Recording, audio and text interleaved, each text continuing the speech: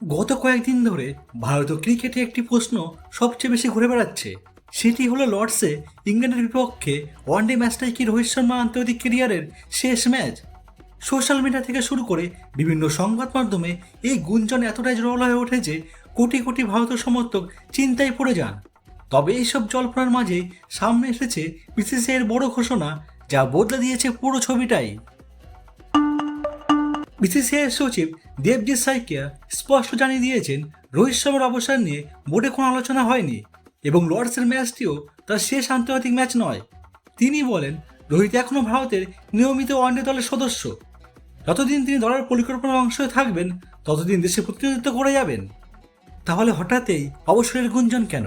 কার্ডিফে দ্বিতীয় ওয়ানডেতে রোহিত শর্মা 47 বলে মাত্র 26 রান করেন। এর আগে প্রথম ম্যাচে করেছিলেন মাত্র 11 রান। টানা 2 ম্যাচে ব্যর্থ হওয়ার পরই শুরু হয় অবসরের জল্পনা।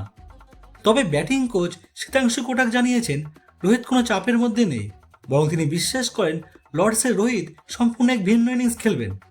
অন্যদিকে বিভিন্ন প্রতিবেদনে দাবি করা হয়েছে যে 2027 বিশ্বকাপের সামনে রেখে ভারতীয় নির্বাচকেরা ইতিমধ্যে তরুণ ওপেনারদের সুযোগ দেওয়ার পরিকল্পনা করছেন। আইপিএল 2026 চলাকালীন নাকি রোহিতের ভবিষ্যৎ নিয়ে প্রাথমিক আলোচনা শুরু হয়েছিল, যেখানে কোচ গৌতম গম্ভীর যুক্ত ছিলেন। তবে এই মুহূর্তে বোর্ডের অবস্থান একেবারেই পরিষ্কার। রোহিতের অবসর নিয়ে কোনো চূড়ান্ত সিদ্ধান্ত হয়নি। এদিকে পরিসংখ্যানের দিকে তাকালে বোঝা যায় কেন এখন রোহিত ভারতীয় ক্রিকেটের অন্যতম বড় ভরসা। ওয়ানডেতে তিনি করেছেন 11,757 রান, গড় প্রায় 49। তার নামের পাশে রয়েছে 33টি শতরান। ওয়ানডে ইতিহাসের সর্বোচ্চ ব্যক্তিগত ইনিংস 264 রানও এখনও তারই দখলে। এছাড়া বিশ্বের একমাত্র ব্যাটার হিসাবে ওয়ানডেতে 3টি ডাবল সেঞ্চুরি করার অন্যান্য রেকর্ডও রয়েছে তার ঝুলিতে। গত এক বছরে রোহিত শুধু ওয়ানডে ক্রিকেটই খেলেছেন। 2024 সালে টি-20 বিশ্বকাপ জয়ের পর টি-20 থেকে এবং 2025 সালে টেস্ট ক্রিকেট থেকে অবসর নিলেও ওয়ানডে ফরম্যাটে এখনও দেশের হয়ে খেলছেন তিনি। বন্ধুরা, ক্রিকেটে একজন কিংবদন্তির ভবিষ্যৎ নিয়ে আলোচনাটা হওয়া স্বাভাবিক, কিন্তু যতক্ষণ না বোর্ড বা খেলোয়াড় নিজে আনুষ্ঠানিক ঘোষণা দিচ্ছেন ততক্ষণ সব খবরই কেবল জল্পনা। এই মুহূর্তে বিসিসিআই স্পষ্ট করে দিয়েছেন, রোহিত শর্মা আন্তর্জাতিক ক্রিয়ার এখনও শেষ হয়নি। এখন সবার নজর লর্ডসে।